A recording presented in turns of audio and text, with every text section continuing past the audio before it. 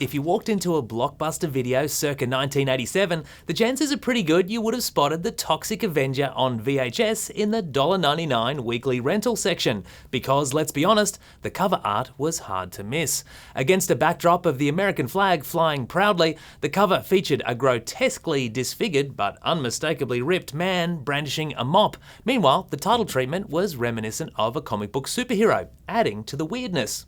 Originally released in 1984, the film Toxic Avenger quickly became a cult favourite for fans of old-school B-movies, with its tale of a scrawny nerd who became an unlikely hero after toxic waste transformed him into a super-strong mutant.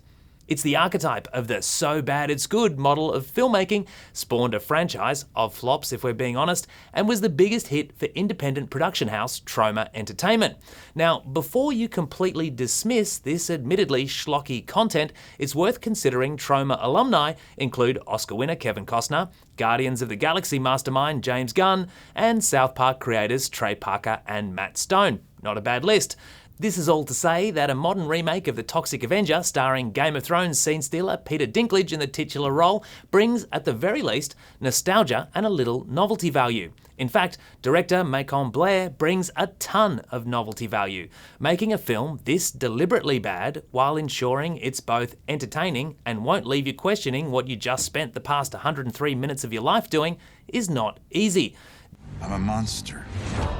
You're not a monster. Show him your good heart. Hey, buddy, I'm your dad. What the?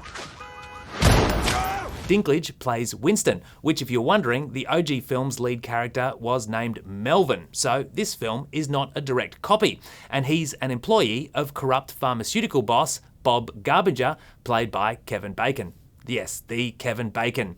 Winston is struggling to raise his stepson Wade, played by Jacob Tremblay, after the death of the kid's mum, a task that gets even harder when the poor guy is diagnosed with a terminal brain disease. When a plea to his boss for assistance is cruelly ignored, Winston decides to rob the company, which leads to his exposure to toxic chemicals in the factory, which transforms him into the good old Toxie we know and love.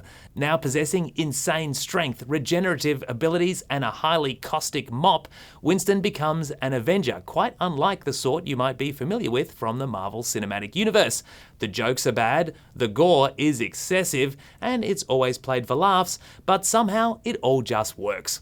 Quality cinema it is not, although there is considerable care hidden under the superficial silliness and so many Easter eggs.